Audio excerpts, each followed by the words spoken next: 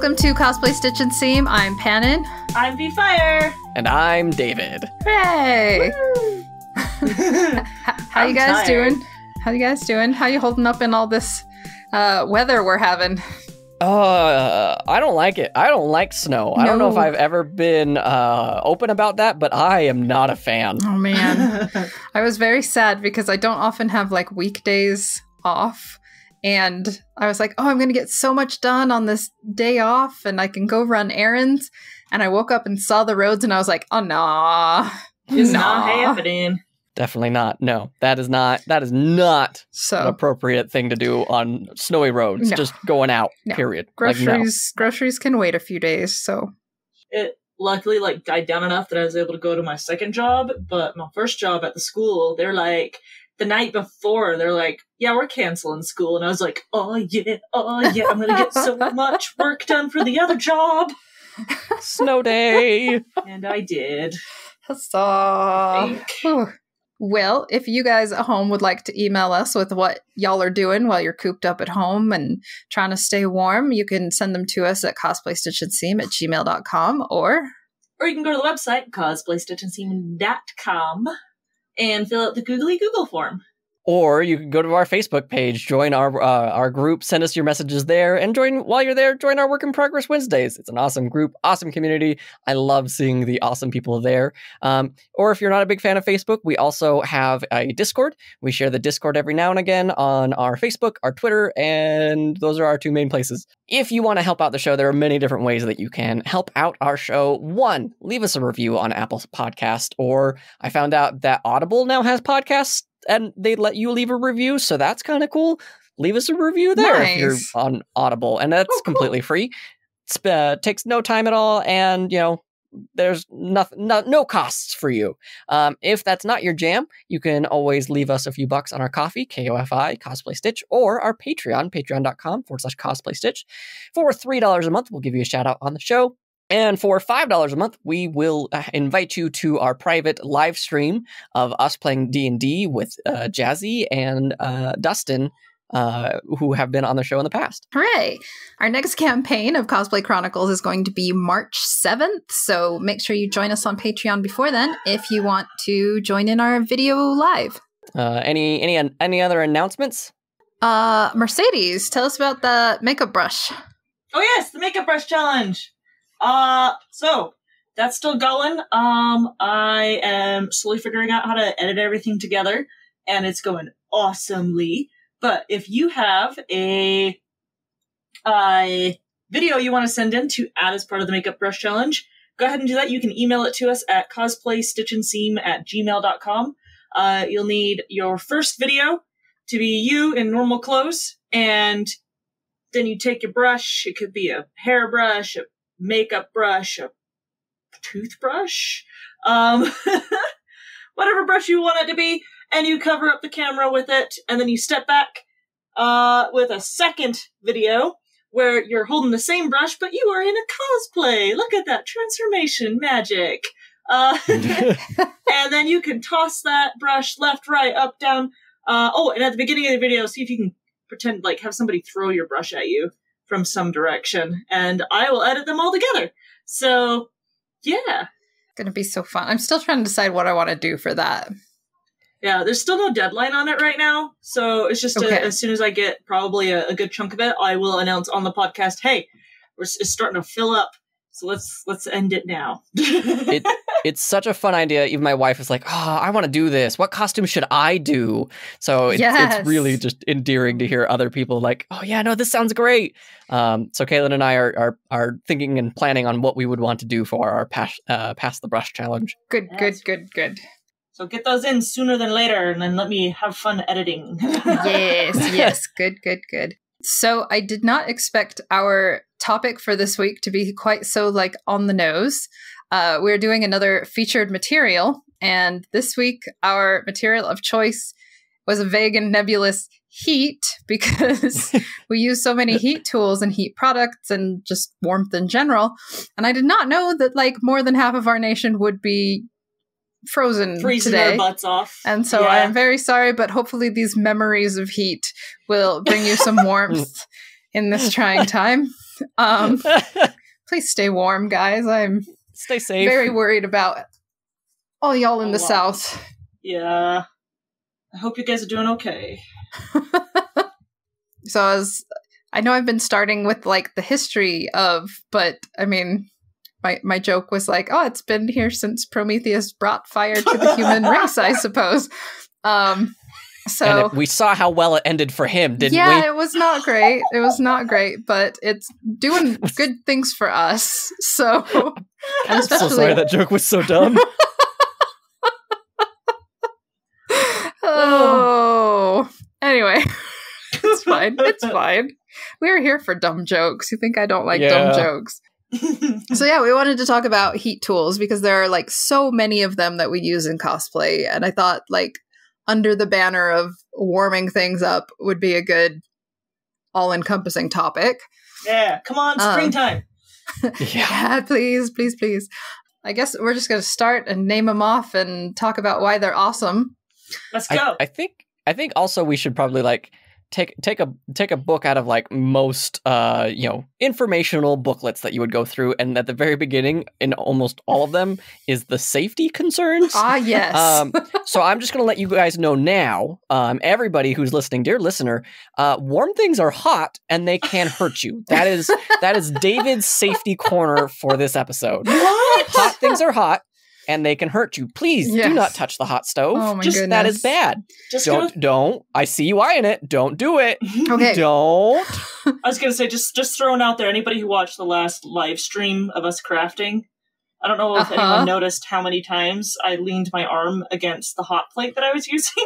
We need like a little counter in the corner. Ping, ping. And a ping, and when you see me jump suddenly, I burned the same spot 3 times. Oh no, Mercedes. It's finally healed. That's good. I'm glad.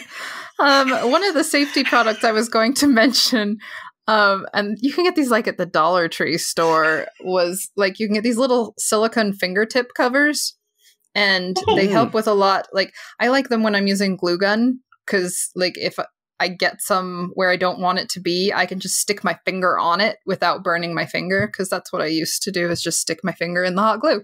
I have calluses, but I don't recommend it. Yeah.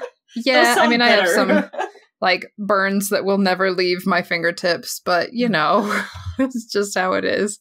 Learn from our mistakes. Please don't repeat them. Yes. Is what the safety comes down to. So, first thing I wanted to talk about was irons. And there's a few different types.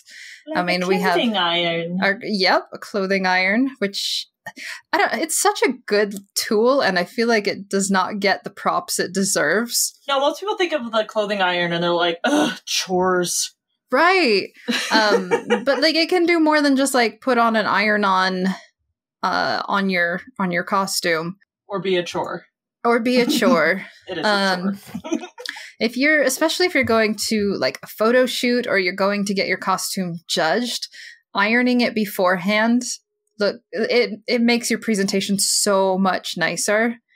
And I know it seems like a little thing, but it makes a huge difference. But like, what if that's the point of the costume? Like, you know, you're walking out of like Dark Souls or whatever. That is different. I can't imagine they ironed their pleats, you know? If they had pleats, they would have once been ironed.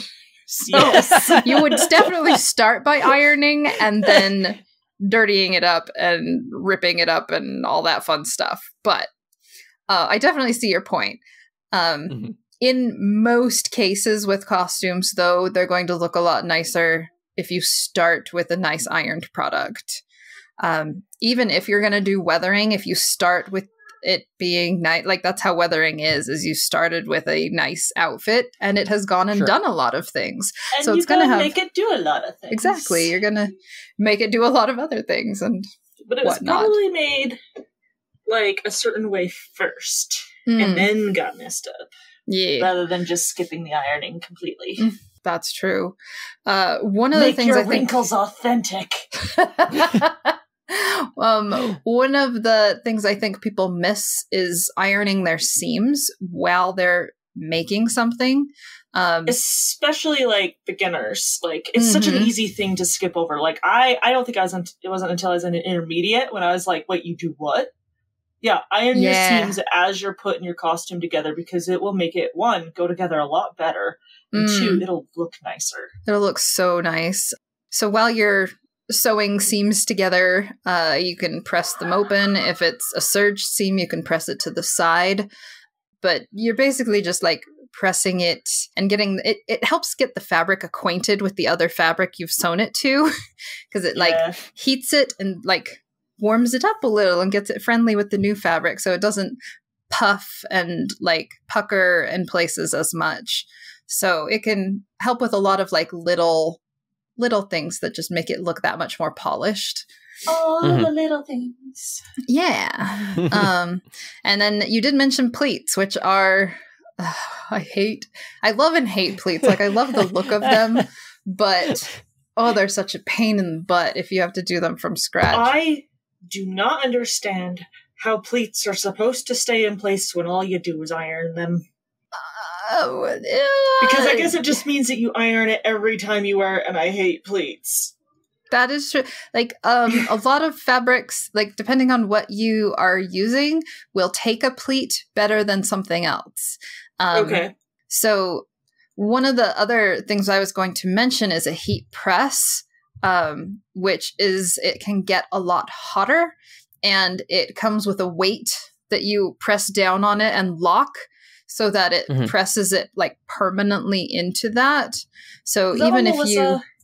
Has hanging like part? Is that what Melissa has hanging partway from her ceiling? I don't know. I think it is. You'd have to send me a picture.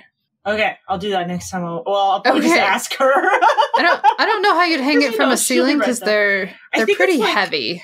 I think it's the water hose goes up the ceiling so that it's out of the way for her. It's like she has a fancy iron, and I have no idea how it works. I have not seen her use it in action yet, but like. The one I'm talking, I've used mostly with like vinyl transfer stuff because it gets the vinyl a little hotter so it melts into the fabric. Ooh, make it really stay. Yeah, it just has like a heat element in the top and bottom of these flat plates. And then it has kind of like a soft material over the heat elements. And you press it in between the two and lock it down. And it's nice because it has a little like temperature gauge and whatnot, and you can time it for how long to press things and whatnot. But it puts things in pretty permanently, which is nice. Mm-hmm. So if you're going for something that you want to be a little more permanent, it might be good to invest in one. Like I said, I got it for vinyl, so it's not like it's not something I would have bought for like just a single project because they are kind of pricey for a single project. Yeah. But if it's something you'll be doing a lot of, that's cool. If it's something my friends want to borrow, they can do that too. Can I come and touch it, but not when it's on? Yes, you can do that for sure. The other iron element I was going to mention is a mini iron. They kind of look like a soldering iron, but the end is a tiny little iron, like a little bigger than a quarter, a little triangle piece attachment. It's a Monopoly iron. It is like a little Monopoly iron, but it's very small. It's meant to like get into like little corners around curves, and I've seen some cosplayers use it for like really intricate pleats and like fabric sculpting. If you're trying to do something where you can't press it on a flat surface and you need to get an iron in there, it's really handy. Fabric sculpting. Oh yeah, I've never heard of this. Oh, I'm trying to think of the gal who did it because she did an amazing job. She did. She was in her universe and she did a dress based on the shape of water, and it was done with all these sculptural pleats, and it was gorgeous. Whoa. There's some weird stuff you can do. Yeah, yeah. So yeah, it's a tool worth considering if you want to do a lot of little intricate things on your costumes, or if you want to get into fabric sculpting like Mercedes has just been awakened to. No, I know of this. What I was going to say earlier, but your description of this mini iron is a lot smaller than the iron that I have. Oh, are you talking about like a portable one? I have a small portable one, but it's like an ancient one. Oh. And it like comes apart in 2 pieces, and like it's that's so cool. I love it. But it's like the size of my hand. Like it's small. Yeah. Yeah, super nice for traveling. Yeah, we when we did WCS, they did not have irons as a default thing in the hotel rooms. So like the staff in the US made sure to let us know, like, bring a portable iron. You will be everybody's friend. And we did. We shared the iron with like a lot of other countries because they just expected it to be as part of the room, and they weren't. I want to throw a quick disclaimer out there too with irons. Yeah. Make sure you test it on a piece of fabric first, especially if you're not sure what that fabric's heat tolerance is. Mm-hmm. My own miniature horror story here. It's not a cosplay related one, but it's related to my wedding. Oh no! That's not better. I mean, it still worked out. Nobody noticed. To save the embarrassment, one of the bridesmaids went to iron her dress and forgot to reset the setting on the iron for synthetic fabrics, and put a hole right in the front of the dress. Oh, in the front? Uh-huh. Nobody noticed, though, because we very expertly laid out the bow to cover it up. But it was like before, and she was so stressed out, and I was like, it's okay, we got this. But not gonna say who, because they'd murder me, so. You just like hold one of the little bouquets in front of it, it'd be fine. It's fine. No one will ever notice. But yeah, nah, like, thank goodness for bows and extra, like, flourishes to add to a dress. Yeah. Oh, man. Yeah, I have accidentally burned, usually synthetic, because that's the thing that burns, with an iron that was too hot on tragically many occasions. So that is very good advice. Yeah. I was gonna say, like, some fabrics might not seem like they're going to, like, be affected by it, but you can also, like, watch for color changes with certain temperatures of heat, and it will change like the color of your fabric. That is true. I've had that happen a couple times on like some shirts that I really like, and then I'm like, I have an iron mark here, and it's never going away. Yep. One of the ones I was going to mention, if you don't want to like have the stress and worry of putting a piece of metal that is hot directly on your fabric, is investing in a steamer. Which it kind of looks like a vacuum sort of machine, but it has steam that comes out instead of suction that comes in. And you can... Now, you do have to be careful with steam because it's a whole different creature. And if you're doing stuff with like dye that hasn't set, or some vinyls, what is it? Vinyl heat press vinyls might be weakened by it. So like just make sure that this type of heat is also okay for your clothes. If you don't have a steamer and you need to like steam something, you can also run a really hot shower and hang up your clothes in the same vicinity, and it works in a similar fashion.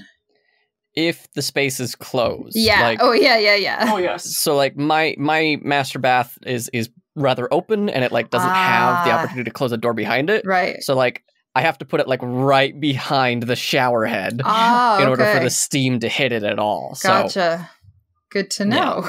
Yeah. So next thing looks like we got... Where is it? Soldering iron. Soldering iron, yes, is a very helpful tool. I, more than using it for electronics, I actually end up using it to melt the edges of synthetic fabrics. Oh, yes. That's what we did for Octavia, for Sadie, and her cape. Nice. Yeah, we burned the edges of that so it looked like it was all torn and stuff, but didn't have, like, the fraying that comes with tearing fabric. Yeah, I like that, because when you heat up synthetic stuff with a soldering iron, you get almost like a little bead, like you do with metal. Yeah. But it's of melted plastic, basically, that seals the edge of your fabric. You want to do it in a well-ventilated area, because, like, when we started doing it, we're like, oh, yeah, this is great. And then about, like, 10 minutes into it, we're getting a little lightheaded. So we ended up taking it outside. Good idea. I did that for my Saber skirts because she has like so many scalloped edges, and I was like, I don't want to do like a zigzag hem. I don't want to do something double layered. I don't want to I just want a really thin, light looking fabric with scallop finish on the edges.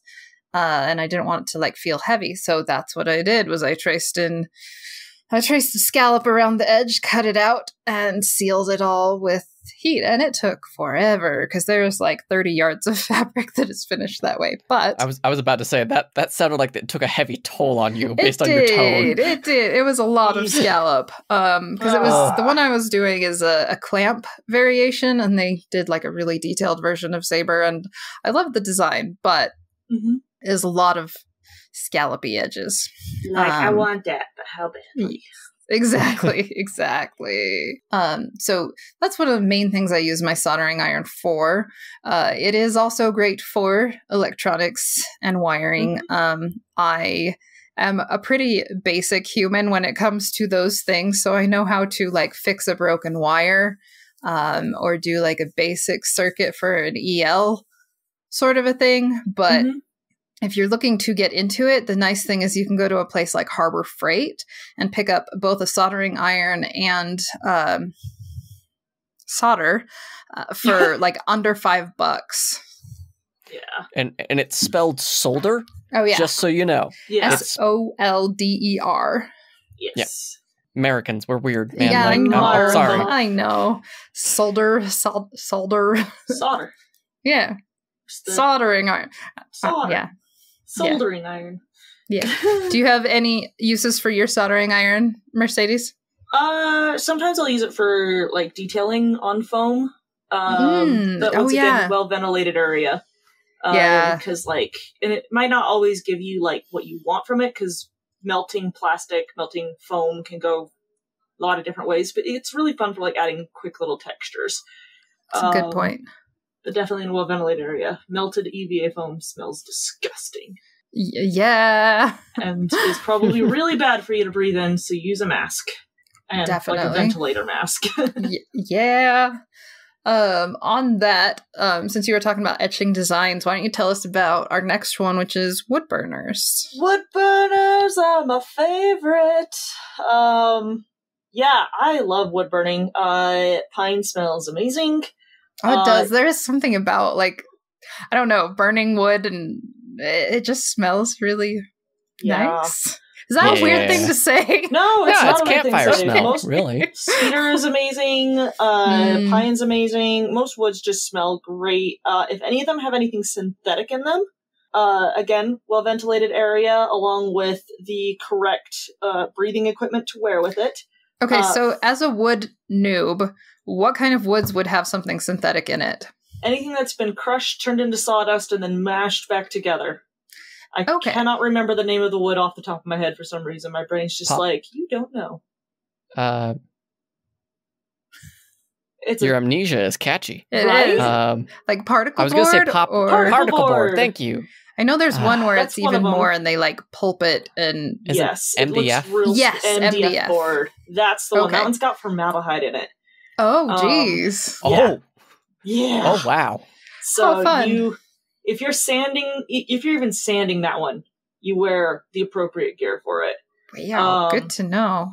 Yeah, MDF board is pretty bad. It's pretty awesome to use, but also it can be it's made of garbage. So be careful with it. But yeah, I've also used my wood burner to burn the edges of fabric. It also works for that. It comes with a bunch of different heads. If you leave them in for too long, they will melt into, merge with the inner workings of your wood burning tool, and then you just forever have a wood burning tool with that one tool attached to it. Oh no. I totally don't have a wood burning tool with that problem right now. I believe you wholeheartedly. Yeah, totally. But it's great, because each different head for a wood burning tool has like a different effect, like a different thing it can do.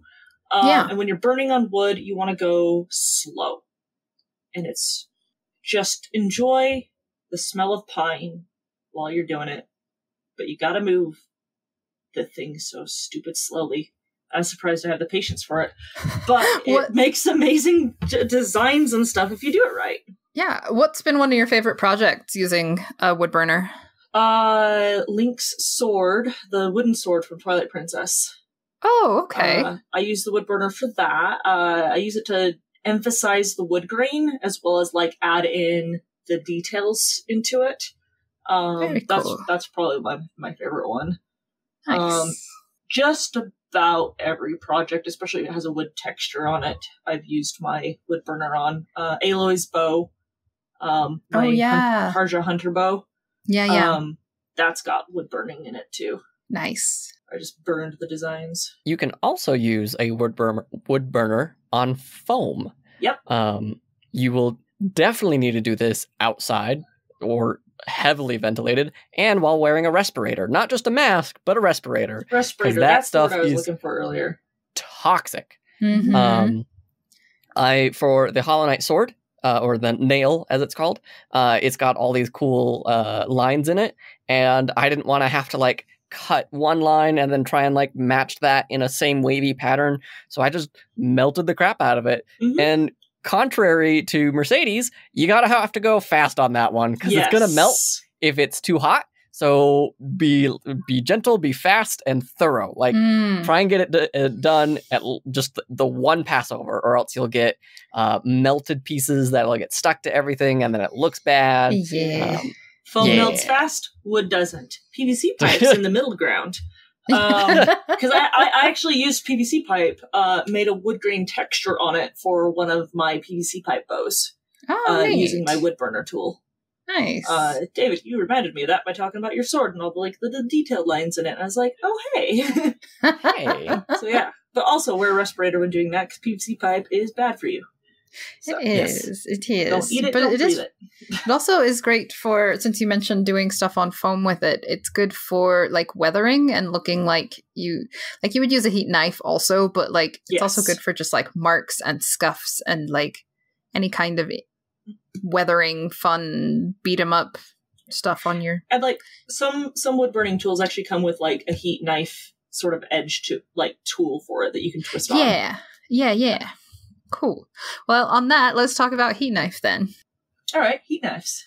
They're hot knives, and they cut things. They cut things. They do. They're great for cutting foam. If you know how to use them properly, you can just cut through foam like butter. It gives you a nice edge too, because like, yes, because it, like, I know if you don't always have a very, very sharp blade for your like X-Acto, you can get jagged little frustrated marks when you're cutting out foam. But if you have a heat knife, it's not as much of a problem. It's just so frustrating. It is. Frustrates the edge. Yeah. Yeah, heat knives are good for that. And like you said, with like the weathering and whatnot, like creating really good cuts and tears and things. Also, if you're using nylon webbing or like nylon straps, you know, the kind of like straps you'd use on like armor or a backpack or whatever, they're usually plastic based. And so cutting them with a heat tool saves you from having to light the ends on fire, which is kind of nice. Yeah. I like doing that. They had a really good one when I used to make mascots, and it would just like through all the nylon webbing. I liked it a lot. Cool. Oh my gosh, your glue gun note here. Yes. Glue gun heats glue? ? Yes. Yes, it does. Well, like we were talking about so many uses for these different tools, and like that's what a glue gun does, is it gets a type of glue hot into a liquid state so that you can use it for other things, like gluing, like making gems. Like there's a few cosplayers now that will do like these crazy intricate designs with just a glue gun. And or like using their glue gun to put the glue into, what are they, silicone molds, and pop it out and put it on their costume. Like, they're so like clever, ingenious. I like that a lot. I want to throw out there, though, like the different kinds of glues that you can get for glue guns and the different kinds of glue guns that are out there, because like there are industrial type ones. I don't know if anyone's seen the video out there where like someone was trying to fix a dent in their car, so they like took like this industrial hot glue, glued each of the hot sticks to it and tried to pop their dent out, but they ended up popping the whole siding off their car. Oh no! Yep. It's a great video. I love it. Yeah, we used industrial glue guns for mascots. So they are expensive tools, but we had like each of them one at our desk, and they get very, very hot, and they heat a special type of glue that, I don't know, like it not dries, but like chills at a different temperature and whatnot. So yeah, and that's the big thing out there is like you can go to Walmart and get the hot glues there. Those are going to be a much lower temperature, be more likely to melt in your car on a hot summer day. Yes. Whereas like the industrial stuff's going to be less likely to have that problem. Yes, exactly.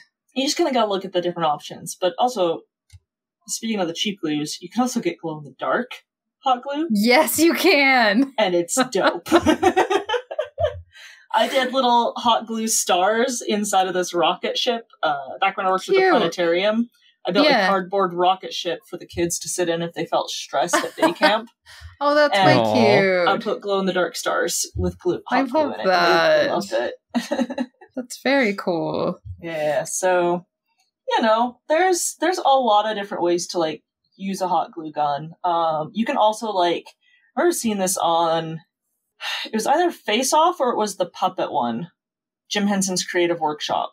One of those two, where they took hot glue and they, like, got it all like nice and hot and were like squeezing it out of the hot glue gun, but had like a fan or something blowing it, so it made webbing. Ooh. Like spider webs. Oh yeah, I've seen that. Yeah, it's a super cool trick. That's very cool. I love like how you can take such a simple tool as a glue gun and find all these neat uses for it. Yes, it's very like neat. Don't dismiss it completely. Like, usually I'm like, oh, no, hot glue. But also, like, it is a useful tool. Yes. Yeah. Although I will say, as I know one of my horror stories in the past was having had friends, these are friends' horror stories, but using them on skin or fingernails to glue on, like, fingernails or, like, Ow. Yeah, I had a friend try to I'm just glue, about like, my fingernails. What was it, a little garter strap, like a little garter belt thing? Not garter belt. What's the one that goes on your leg? It's also called a garter, isn't it? If it's on like your thigh. Yeah. It was one of those, and she glued it to her thigh with hot glue. And I was like, no. But so yeah, please don't use it intentionally on your skin, because like, 1, it's going to burn you very badly, and 2, it's not going to stick very well. 3, it's in the name. Hot glue. Hot glue. I did joke that when I did my hot glue on silk that I talked about drunkenly in a couple episodes back, I jokingly called it hot glue to make it sound fancy, so I didn't feel bad about hot gluing silk.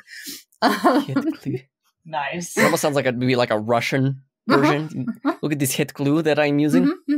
Well, like haute couture. It's definitely couture. Okay. Oh gosh, what was I going to talk about? Oh, Hotfix Gun. Yeah, I was going to say, speaking of fancy things, what is a Hotfix Gun? Okay, so it's not what I know. I don't rhinestone. Oh, okay. So you can get rhinestones with or without Hotfix on the back. The ones that have Hotfix, it looks like it kind of like has a little gritty imprint on the back.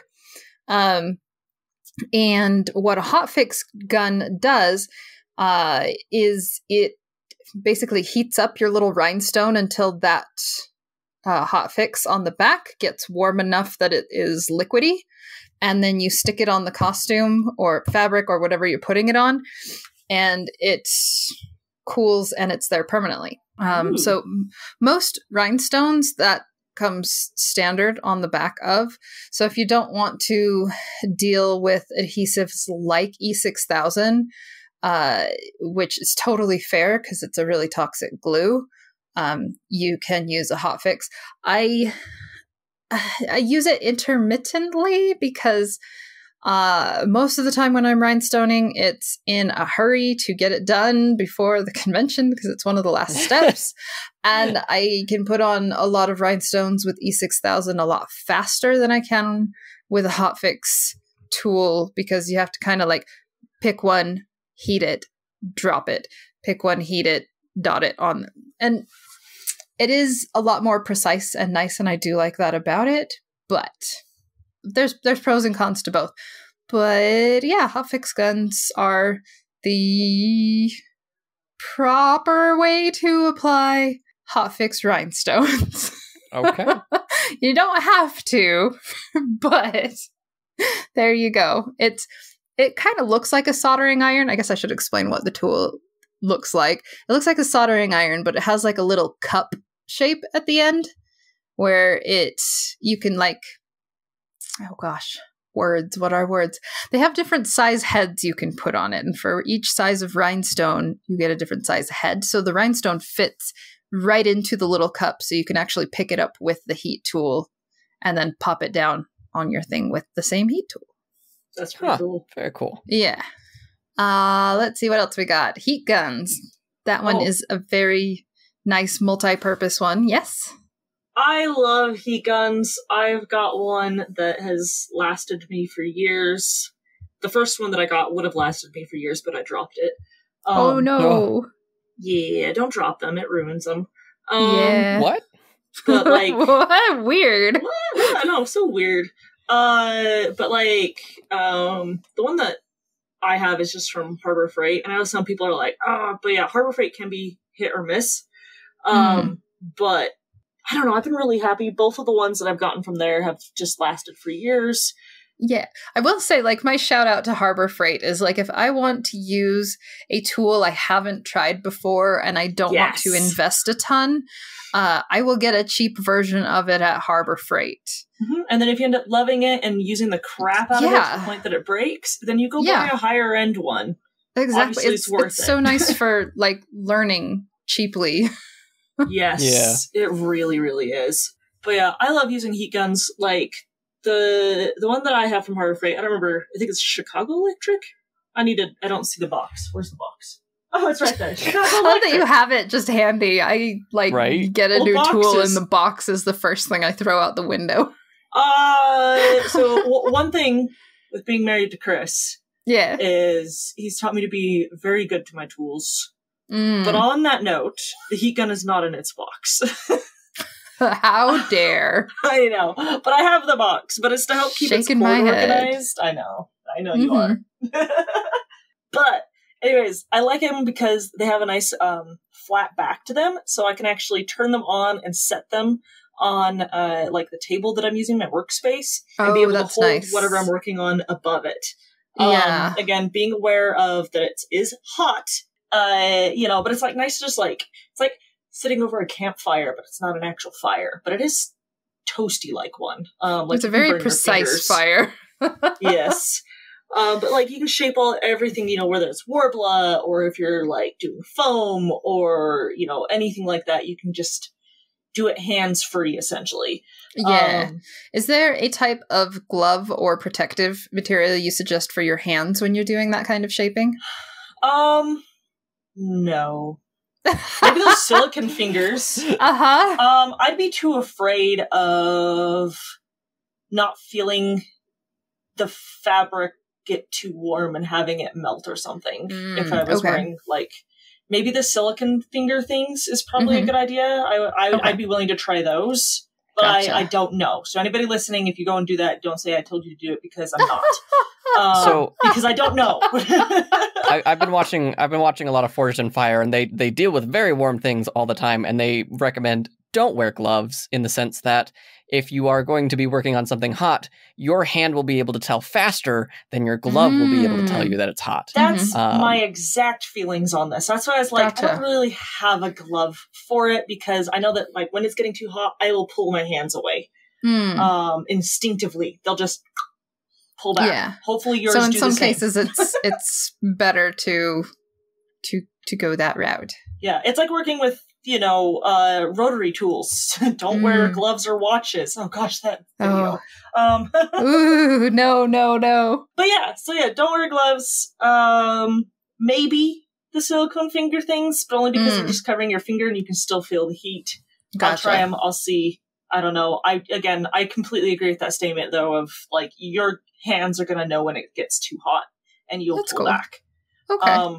And for the most part, like, especially if I'm heating up Warbler or Fibra, I will just wave it over it, like back and forth. Yeah. 1, 2. Yeah. 1. And you can kind of tell when it gets floopy that it's ready to be used. Yeah. And it's like, that way I'm not burning myself, and I know that it's like still at a temperature where I can hold it and it's not getting so hot. And then, you kind of figure it out as you go. How about when you've heated your plastic or your Sintra or your foam and you're putting it over a form? Is there any like safety suggestions, or should you have the form covered with anything to like make sure you don't melt the form? It all depends on what the form is made out of. Like if you have a hard plastic, you're probably going to be fine. Like if your form is a hard plastic. You're probably going to be fine. Like I've used my dress form. As long as I don't heat it up too hot, I've used my leg, not my bare skin, pants. Wear pants. But I have used my leg with Sintra to shape it to the right shape. Gotcha. I've heated up the plastic and then I've put it onto my leg. Again, not your bare skin. Good thick pair of pants. Because I will say, like, that's one of like the most frustrating for me is when I have to get like a nice soft curve into it, is having like the right form to kind of like drape it over and let it cool to get that shape. Yeah. Especially in lady armor, because they always have the like molded boob cups. Those don't work in real life. I know, Die. but they are in so many lady armors. Yeah.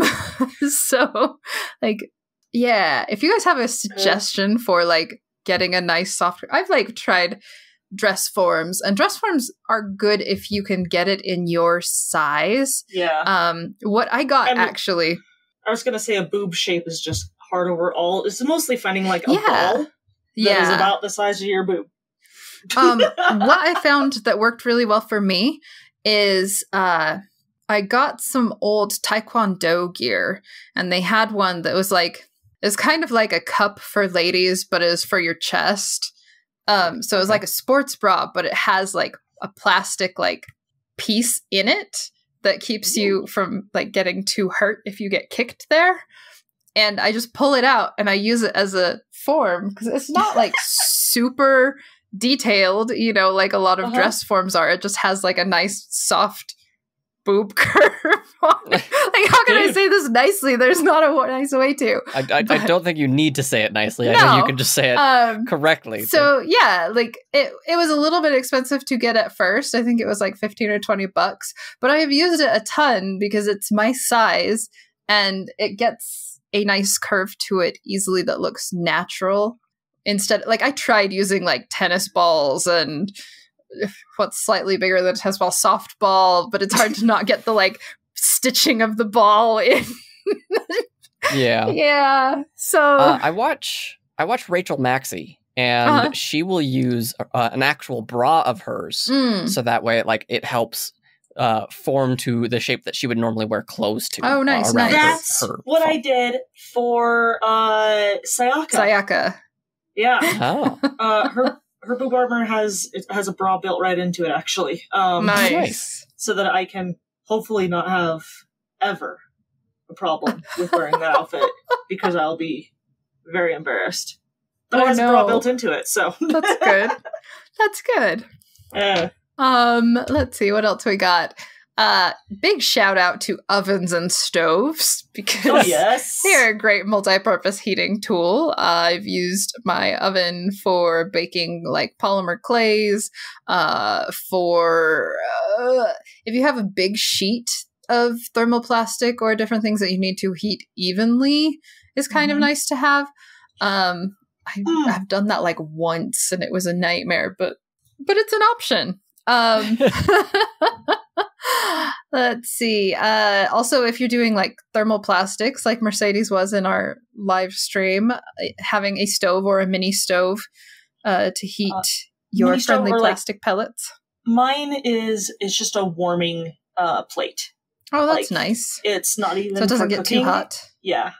It's not even for cooking, and like I'm so happy with that because like I'd never used it before, and Chris is like, it's a warming plate. I don't know if it'll get to the temperature that you need. And it did. It got right to the perfect temperature. I left it on. I think I turned it off once because I was a little nervous, but then I just left it on for most of that stream, and it stayed at the temperature that I needed the water to be for those plastic pellets, the friendly plastic.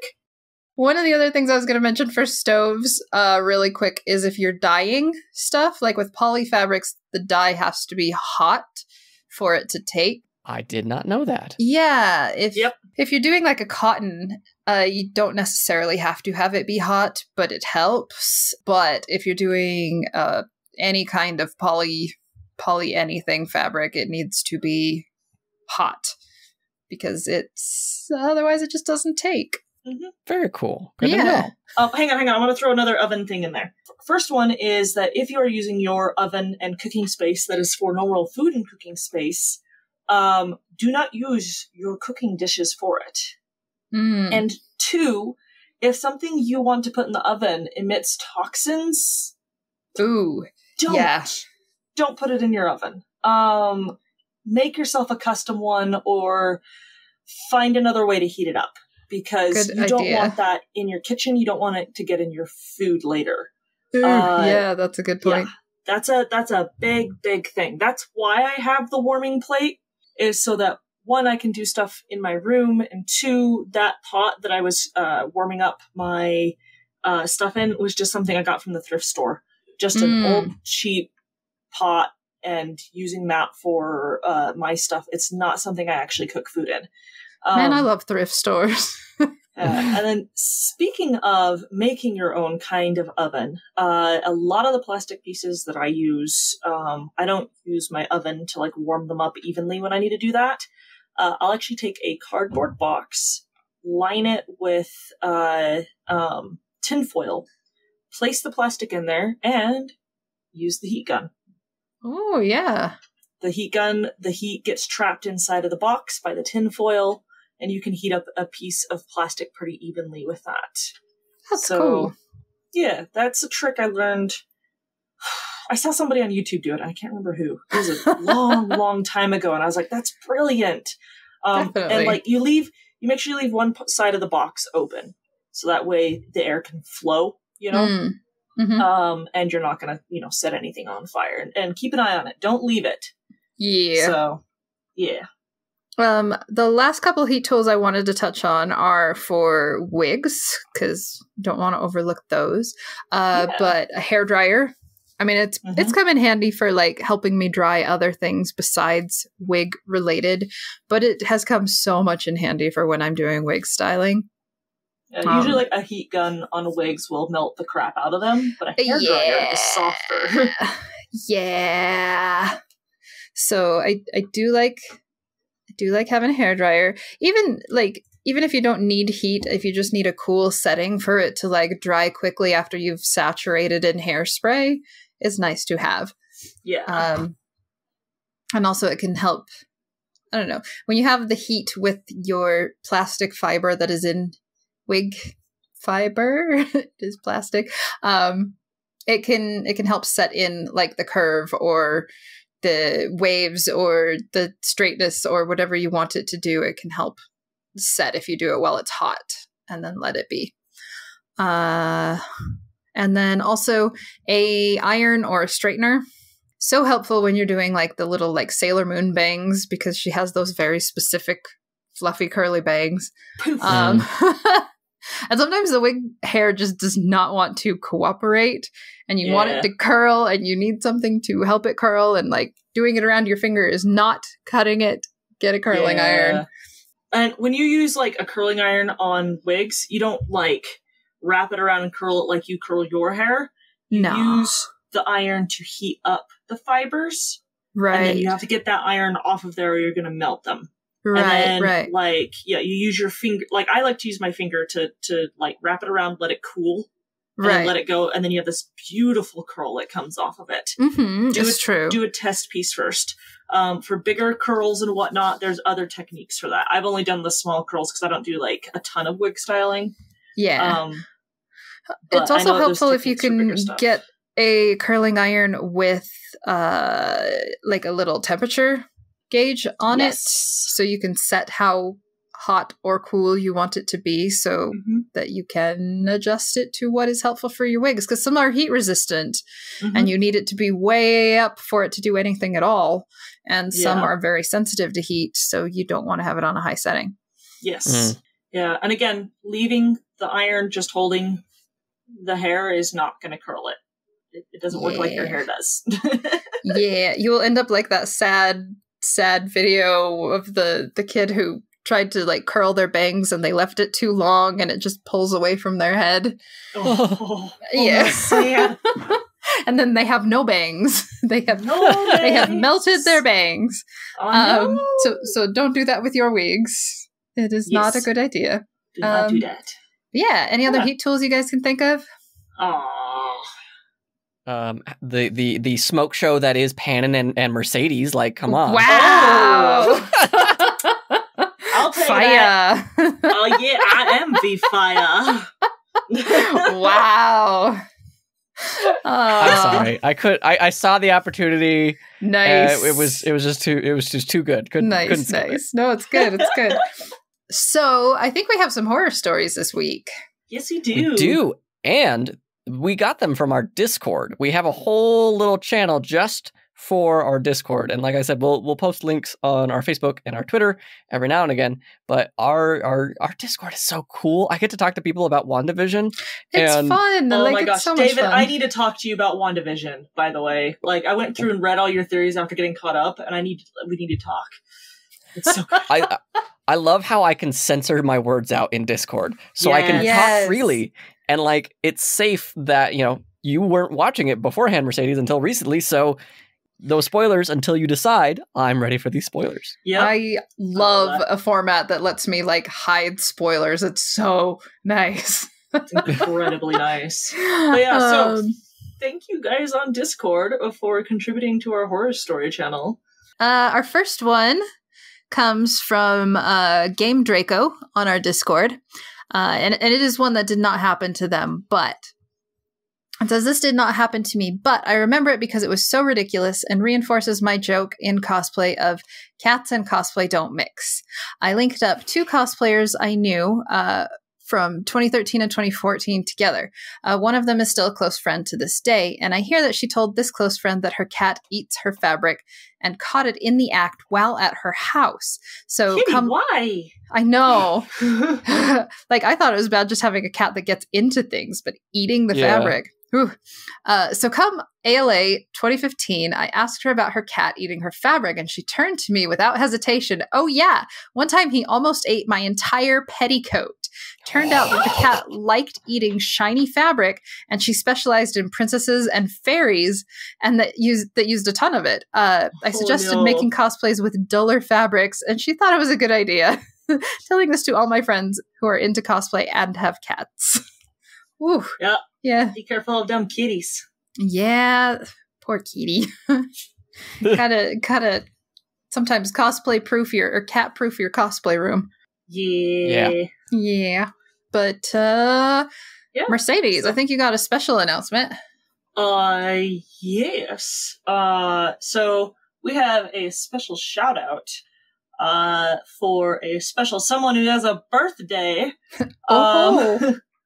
So the shout out says, "Hi, best friend. Thank you for giving me the shove to get into cosplay. Working on Starfire has been a blast. Looking forward to C2E2. Happy birthday, Mars Stardust from a cosplaying witch. Aw, cute. Aw, So happy adorable. birthday. Happy birthday! Happy Yeah. birthday.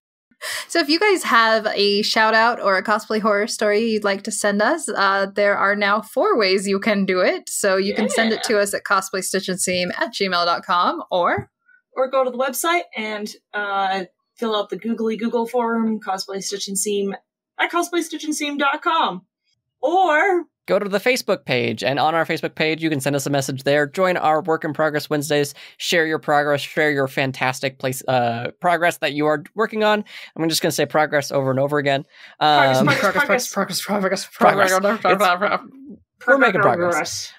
Join our Work in Progress Wednesdays. Awesome people, awesome community. I really love seeing people work together, share their ideas. And our Discord has been really great too. Again, we'll drop a link every now and again on the Facebook page and on our Twitter. If you want to help out the show, there's a couple of ways that you can do this. The free ways, leave us a review where they let you leave a review. We'll give you a shout out on the show, and we really appreciate that. Or just share the podcast with a friend, somebody who may want to know more about hot tools that they can use, or any of the past episodes that we have done. Tools near you. Oh my god!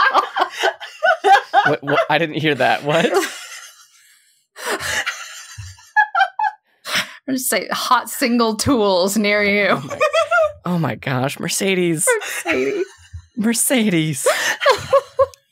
We're supposed to be a family-friendly podcast, and that does fall on the lines. I know what But you're you're on thin ice. I'm talking about tools. Come on. Uh-huh. You're on thin ice, and since you're so hot yourself, you're melting that ice. Oh. Oh. So podcast is off the rails. Yeah. Let's see. If you would like to help keep the lights on the show and help us make sure that the show stays as good as it is, and if not better, you can always go to our Ko-fi, K-O-F-I, Cosplay Stitch, or our Patreon, patreon.com/Cosplay Stitch. For $3 a month, you can join us. We'll give you a shout out on the show. And for $5 a month, you can join our live D&D game. Those awesome, fantastic people that deserve a shout out are Hot Riku, Rena Mira, Jazzy Kofed, Jaguar Quinn, Gloria Shu, Sudi, Stacy Pitt, Shock H, and Silver Deeds. You guys help make the show as awesome as it is. And of course, thanks as always to Macy Roberts for the use of our theme song, and our wonderful David Jeffress for his amazing editing. Tell us about what's going on in your podcast. Dungeons and Chill. If you enjoy Dungeons and Dragons, you enjoy our Patreon episodes that we release audio only wise. If you enjoy my DMing style, it's very similar, except less cosplay. And, you know, it's been going on for a while now. I think we started that in like 2016. Yeah. So if you enjoy D&D, real play kind of stuff, that's where you're going to get it. And if you enjoy comic books, you can always join our My Comic Trades podcast, Comic Trades Monthly, where we talk about a comic book collection in a book club format. We are going through our 100 movies of Marvel vs. DC bracket, and I just watched The Kingsman today, the first one. Ooh, yeah. That is a solid movie. That is good. Great. That is a great movie. I don't know how that's going to compete against V for Vendetta, but we'll see. Ooh. Yeah. Both. It's hard to compare those. This is just, in general, those two are hard to compare with each other. But yeah, you guys know I was not sure how we were going to do with heat as our topic, but I think we did okay. I mean, heater's going to heat, right? Oh no. Bye, guys. Bye.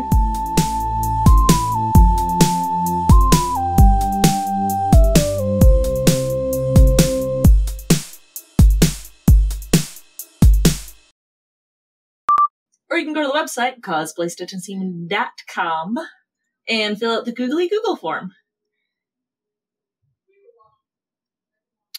Or you can go to the Facebook page. I'm so used to giving me the or, Mercedes. I was like, wait, I forgot to say or. Is hot. The air that's blowing out of there is very hot. When I hit my elbow. And then Sorry, David. Sweet. For those plastic pellets, the friendly plastic. Sorry, David. Mercedes! I keep forgetting there's stuff on my desk. No. I'm gonna come over there with my hands. with a roll of duct tape, and I'm just tape you to your chair, hit record, and then I'll drive back. And by the time I'm here, the episode will be done. There you go. Hey.